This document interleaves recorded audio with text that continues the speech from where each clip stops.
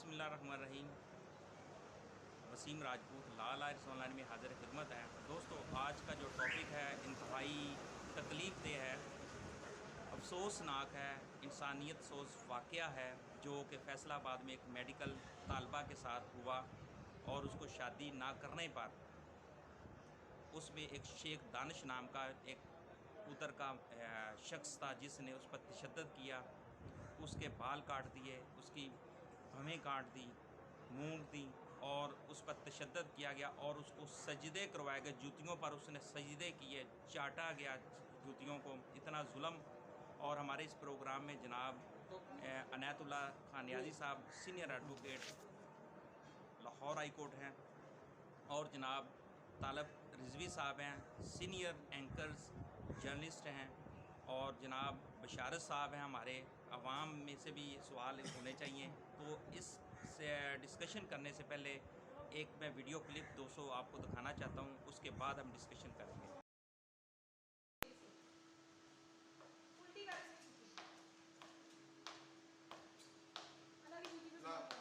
Video बना थले रख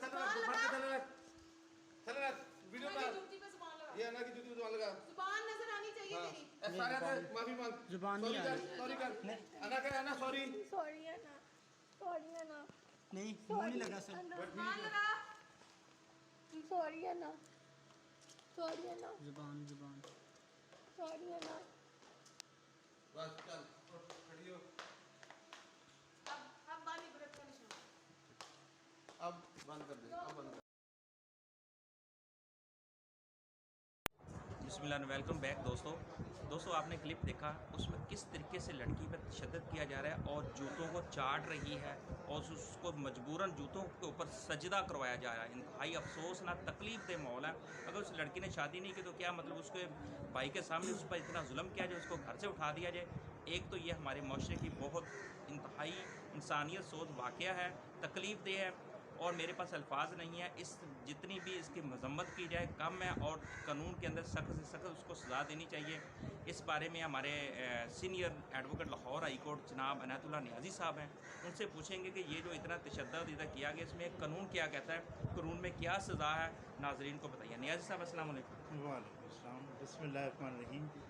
सबसे पहले तो मैं इस वाक़े की मज़म्मत करता हूँ कि ऐसे वाक़यात माशरे में नहीं होने चाहिए और इनका सद्देबाब करना ज़रूरी है। लेकिन अफसोस इस बात का है कि ये वाक़यात क्यों होते हैं, रूनुमा होते हैं। उसकी वजह ये है कि हमारे यहाँ लॉ एंड ऑर्डर की जो सिचुएशन है मुल्क के अंदर, मैं एक सूबे की बात नहीं कर रहा, पूरे मुल्क के अंदर जो है वो लॉ एंड ऑर्डर की सिचुएशन कुछ सियासी जो हमारे हालात हैं उसकी वजह से करके काबिल रश्क नहीं कही जा सकती। और ऐसे वाक़यात रूनुमा इसी वजह से करके होते हैं कि हमारे जो असर रसूख वाले जो लोग हैं वो अपनी मनमानी, उनको पता है कि ला हमारा कुछ नहीं बिगाड़ सकता और ला सिर्फ उन लोगों के लिए है जो कि आम गरीब एक तबका है, अमीरों के लिए या बड़े लोगों के या असर रसूख वाले जो लोग हैं उनके लिए किसी किस्म की कोई लॉ ना मौजूद है, ना उनको उनमें सज़ाएँ मिल सकती हैं। तो जो ये जो स्पेशली इस वाक़े के बारे में मैं ज़िक्र करना चाहता हूँ, ये बहुत बड़ा उसके साथ जुल्म हुआ है उस लड़की के साथ। अगर वो शादी अगर उससे करनी चाहिए, अगर वो एक अपनी मर्ज़ी से उसके साथ शादी नहीं करना चाहती तो ये कोई ऐसी बात नहीं है कि आप उसके साथ ज़बरदस्ती उसको लेके उसके साथ उसके सर के बाल मूंद दें, उसकी आँखों भवें मुंडवा दें, उसके साथ ज़्यादती करें। तो ये जूती चटलवाई गई है, क्या मतलब? जूतियाँ चटवाई गई, ये सब इंतहाई दरिंदगी की सूरत हाल है, इंतहाई दरिंदगी की अलामात है कि जो दरिंदगी का मुजाहरा किया गया और अपनी एक उन्होंने एक पावर्स दिखाई है कि हम अगर हमारे ख़िलाफ़ अगर हमें कोई बात हमारी नहीं मानता तो हम ये इस हद तक हम जा सकते हैं कानून कि क्या है इसमें? कानून जो सज़ा जहाँ तक सज़ाओं के ताल्लुक़ है, एक तो ये है कि हम इसमें उसके ख़िलाफ़ जो हमें प्रोटेक्शन हासिल है, हम जो वायलेंस करते हैं औरतों के ख़िलाफ़ जो वायलेंस है वो हमारे औरतों के बारे में जो कवानीन बने हैं उनके तहत उसको इसमें इसके कटहरे में इसको अदालत में ला सकते हैं उसके बाद सबसे बड़ी बात यह है कि ये इनको जो जिस तरीके से क्योंकि उनकी वीडियो वायरल की गई हैं, हम इसको FIA साइबर क्राइम में भी इसको लेके जा सकते हैं और ये नाकाबिले माफ़ी हैं। और दूसरे जो है कि CPC से साथ फौजदारी के तहत जो इसने उसके बाल मुंडे हैं, जो स्पेसिफिक इसके दफ़ात हैं, उसके तहत इनको सज़ाएँ हम दिलाई जा सकती हैं।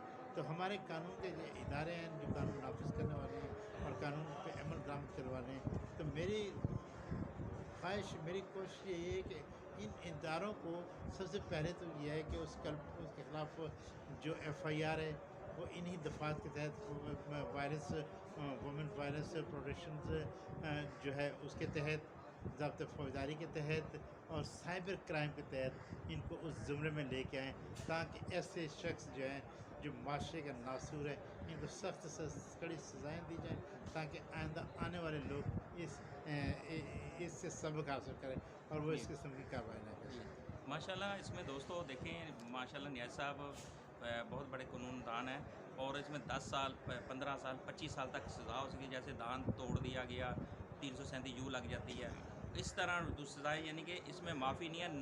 नॉन कंपाउंडेबल ऑफेंस है, नॉन बेलेबल ऑफेंस है, इसमें किसी की सुलह भी नहीं हो सकेगी। इसमें सज़ा होगी अगर इस पर प्रॉपर कानून के मुताबिक अगर चला जाए। तो एक और मेरे जनाब जर्नलिस्ट हैं जनाब तालिब रिजवी साहब, अब उनकी तरफ हम जाते हैं। जनाब तालिब रिजवी साहब, अस्सलाम वालेकुम। जी वालेकुम सलाम, बिस्मिल्लाहिर्रहमानिर्रहीम। दरअसल वसीम साहब, ये हमारे माशरे की सबसे बड़ी बदबख्ती है कि हम अभी तक एक कौम, एक इंसानियत को नहीं समझ सके।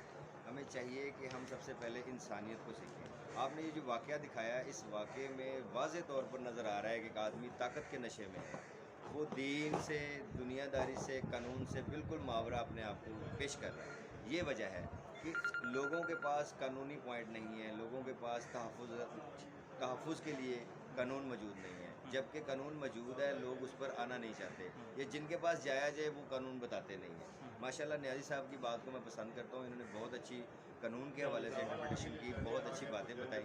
लेकिन इसके साथ साथ हमारा माशरा भी कसूरवार है। हमारे माशरे में ऐसे लोग हैं जो कानून पर इम्प्लीमेंट नहीं करते, वजह कि वो कहते हैं की हो जाएगा। ये जो लफ्ज़ है की हो जाएगा, इसकी वजह से हम बहुत पीछे चले गए हैं। हमें चाहिए कि हम अपने माशरे को ठीक करें। आपने देखा कि लास्ट टाइम हम इतनी देर से पंजाब में देख रहे हैं, वाक़यात हो रहे हैं। साबका हमारे मौजूदा वज़ीर-ए-आज़म शहबाज शरीफ और साबका दौर में ये वज़ीर आला पंजाब रहे हैं, तो ये बढ़ चढ़ कर लोगों की मदद किया करते थे, उन वाक़यात पर पहुँच जाते थे। जैसे आपने एक मेन टेस्ट केस था इनके पास ज़ैनब का कसूर वाला, वहाँ पर ये पहुँचे हैं और उस पर बड़ी अच्छी कारकर्दगी पंजाब गवर्नमेंट ने दिखाई है। इन्होंने सब चीज़ों को सामने लेकर आए हैं। लेकिन अब वज़ीर आला पंजाब जो इस वक्त ब्रेगज़िल आई हैं, उनके लिए मैं समझता हूँ ये एक टास्क केस है।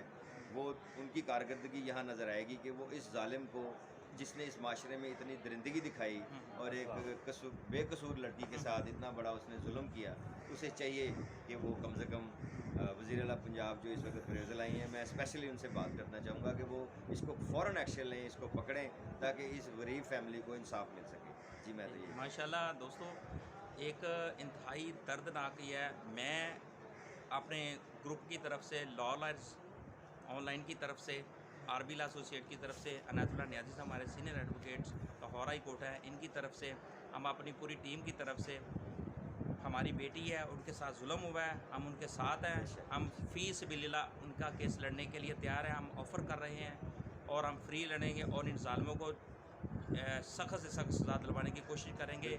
आपको डरना नहीं चाहिए। और हमारे जर्नलिस्ट जनाब तालिब रिजवी साहब ने बड़ी खूबसूरत बात की है, मीडिया हमारे साथ है और बड़ी खूबसूरत बात की है कि अब ये परवेज़ लाई साहब के लिए एक टेस्ट है, एक ट्रायल नया टेस्ट है। उनकी नई गवर्नमेंट में पहला ये इंसिडेंट हुआ है और अगर वो इसमें कामयाब हो जाते हैं तो आने वाला वक्त में भी वो इंशाल्लाह कामयाब होंगे।